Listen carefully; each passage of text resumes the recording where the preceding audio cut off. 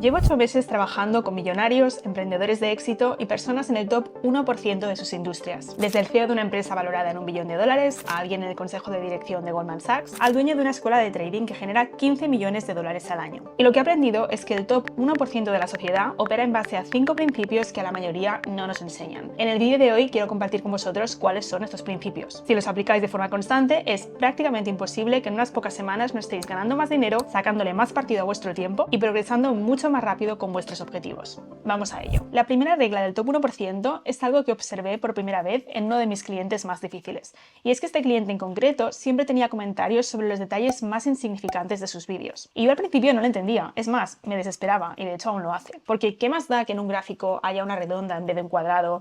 ¿O qué más da que la música al final del vídeo se pare o empiece a disminuir en una palabra o en la siguiente? Desde el punto de vista del rendimiento de un vídeo, todo esto son detalles insignificantes. Pero este es un patrón que he ido observando de una forma u otra en todas las personas del top 1% con las que he trabajado. Se preocupan por los detalles insignificantes, mucho más que el resto de la gente. De hecho, un día más adelante, cuando ya tenía un poco más de confianza con este cliente difícil, se lo comenté. Le dije que este era un patrón que había notado. ¿Y sabéis qué me dijo? Me puso el ejemplo de Steve Jobs. Steve Jobs perfeccionaba hasta los detalles invisibles de los productos de Apple. Con el Macintosh original, llegó a insistir en que los circuitos internos tuvieran un diseño bonito. Sus ingenieros, extrañados, le preguntaron que por qué, si nadie los iba a ver. Pero para Jobs, el Mac era más que un ordenador, era una forma de arte, y todos los detalles importaban. El top 1% se obsesiona con los detalles por dos razones. Primero, porque es algo que les diferencia, es una ventaja competitiva. Saben que nadie, o que la mayoría de la gente, no está dispuesta a llegar tan lejos. Pero la segunda razón es aún más potente, y es que para estas personas su trabajo es como su obra maestra, su legado. Y sé que es muy difícil para muchos de nosotros pensar así.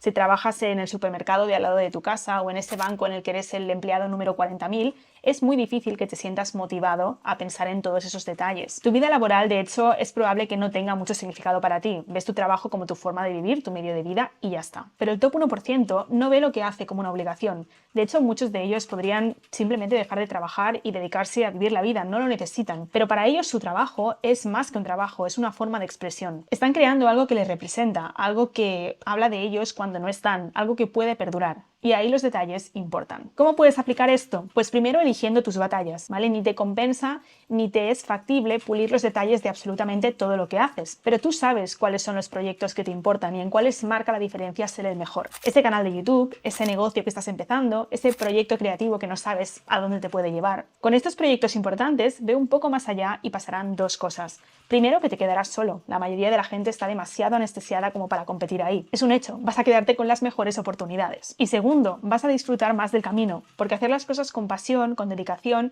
le da más significado a tu trabajo. De repente lo que estás haciendo va más allá de ti o de tus resultados. El camino se convierte en la propia recompensa. Y por supuesto los resultados acaban llegando. Y esto me lleva a mi siguiente punto, la segunda obsesión del top 1%. Otra cosa que no os he contado de este primer cliente difícil es que su obsesión con los detalles se extiende mucho más allá de los vídeos. Se extiende, por ejemplo, a sus guiones. Para poneros un poco en contexto, la mayoría de youtubers de vez en cuando soltamos alguna frase que no aporta nada, ¿vale?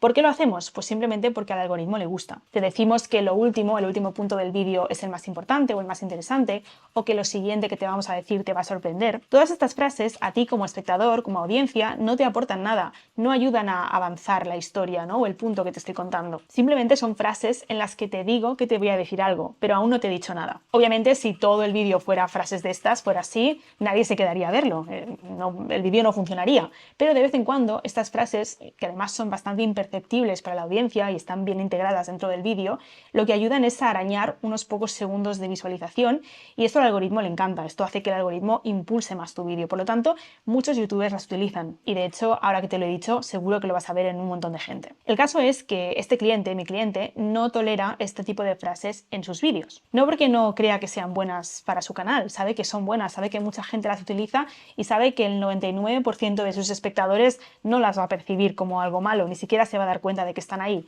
pero aún así no quiere que estén en sus guiones. ¿Por qué? Pues porque su estándar para lo que es un vídeo valioso, para el nivel de valor por minuto, la densidad de valor de un vídeo, es tan alto que no tolera que haya una frase vacía en su guión, en su vídeo. Y esto es simplemente una manifestación de otro principio que he observado una y otra vez en este tipo de personas tan exitosas, su obsesión con el cliente, o en este caso, aplicado a YouTube, con la audiencia. Y esta es la razón por la que todas estas personas están en lo más alto, porque todo lo hacen pensando en el cliente, en su experiencia, en aportarle valor, en hacerle la vida más fácil. Y esto, llevado a YouTube, es exactamente lo mismo. Mi cliente no elimina las frases vacías porque no funcionen, las elimina porque no son buenas para la persona que está escuchando. Porque él piensa, ¿esto le está aportando algo a una persona que me está dedicando su tiempo? ¿O simplemente le estoy reteniendo un par de segundos más a costa de su experiencia? Y cuando empiezas a pensar así, pasan dos cosas. La primera es que tu producto, o en este caso tu contenido, se vuelven mucho más valiosos, mucho más respetuosos con el tiempo y el dinero de tu audiencia o de tu cliente. Y la segunda, que es de hecho la más importante,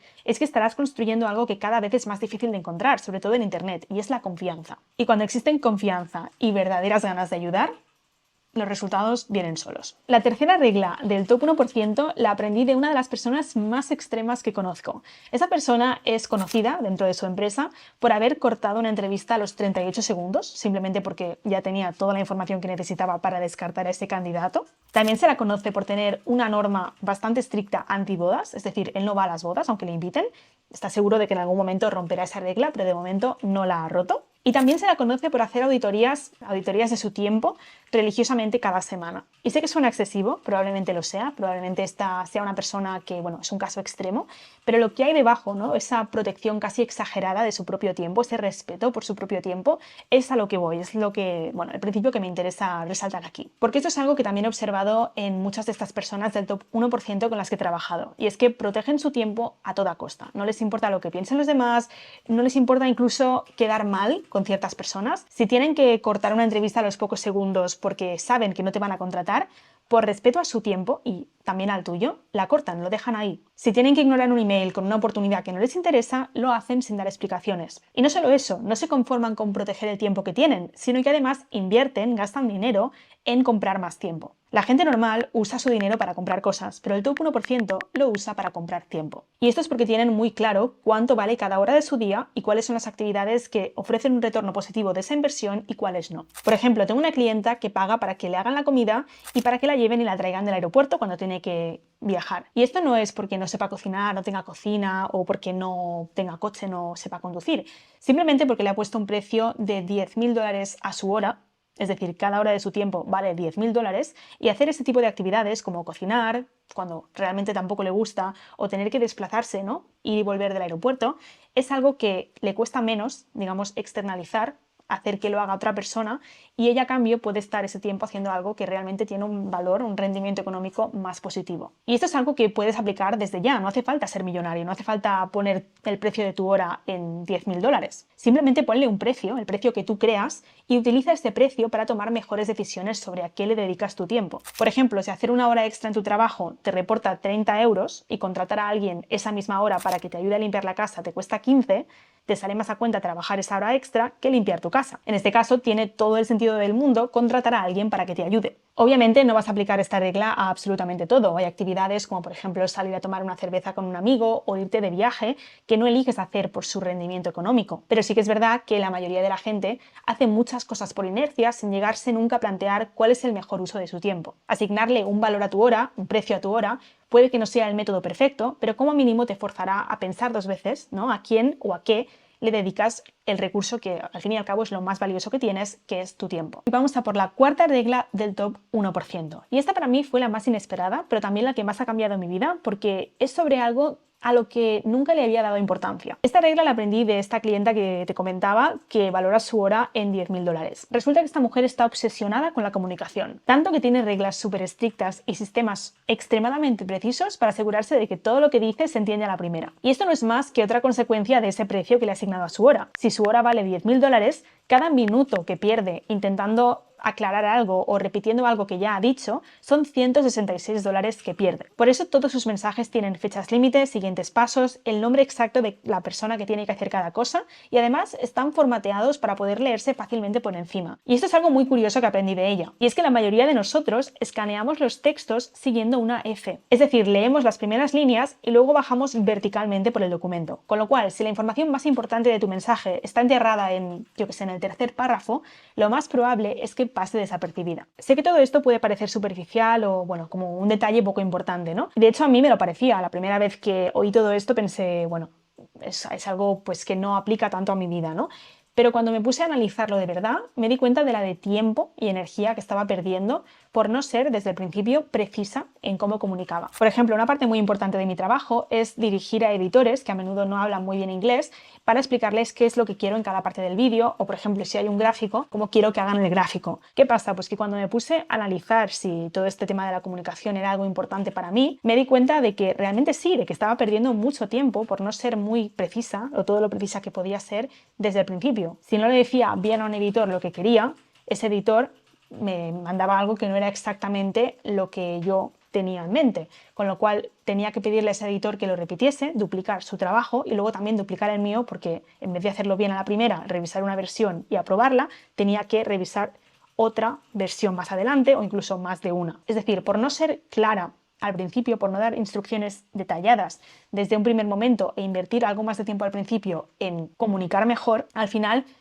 eso volvía hacia mí en forma de más trabajo más adelante. Y esto no solo aplica al trabajo, también aplica, por ejemplo, a tu vida personal. Piénsalo por un momento. ¿Cuánto tiempo has perdido por no ser claro en tu vida personal desde un primer momento? Por ejemplo, imagina esta situación, seguro que nos ha pasado a más de uno. Tus amigos o alguna persona en tu vida te invita a un plan al que tú tienes claro que no quieres ir. Pero por no querer decirles que no desde un primer momento, por no querer ser claro desde el principio, pasa una de dos cosas. O les das largas y vas perdiendo tu tiempo en mensajes e incluso en la organización de algo a lo que sabes que más adelante vas a decir que no, o peor aún, nunca llegas a decirles que no y te comes el plan y además la inversión de tiempo y de dinero que a menudo eso implica. Ya te digo, una vez lo ves, es como que no puedes dejar de verlo. No ser claro con lo que quieres, con lo que necesitas, con lo que te importa desde un primer momento, probablemente te esté costando mucho más tiempo y energía de lo que crees. Así que si de verdad valoras tu tiempo, y por supuesto también el de los demás, aun a riesgo de sonar intenso, pon todos los puntos sobre las íes desde el principio. Todo funciona mucho mejor así. Ahora bien, hay algo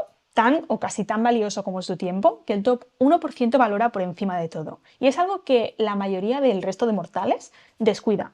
Nuestra salud. Y aquí no solo hablo de salud física, sino también de salud mental y emocional. Este es otro de los patrones que más he visto repetidos en el top 1%, y es que su salud está en el calendario y no es negociable. Ya sean sesiones de gimnasio, de meditación, de journaling, rutinas varias a lo largo de su día. Aquí no hay una sola actividad que todas estas personas hagan por igual, pero sí que es verdad que todas o casi todas hacen algo. Uno de mis clientes va al gimnasio cada día, otro hace journaling, otro toca la guitarra, otro hace meditación. Cuando eres alguien ambicioso, es fácil pensar en todas estas actividades o en priorizar tu salud como algo extra, como algo que rápidamente puede pasar a un segundo plano en cuanto tengas otras prioridades o cuando estés algo más ocupado. Pero es precisamente en estos momentos cuando más necesitas cuidar de ti mismo y de tu salud. Y este es uno de los secretos mejor guardados del top 1%. De hecho, se han hecho estudios en ganadores de premios Nobel y se ha visto que tienen más hobbies que la mayoría, que pasan más tiempo escribiendo y en general haciendo actividades para su bienestar físico y mental. Muchos de nosotros invertimos demasiado tiempo en ganar más dinero y muy poco en nuestra salud.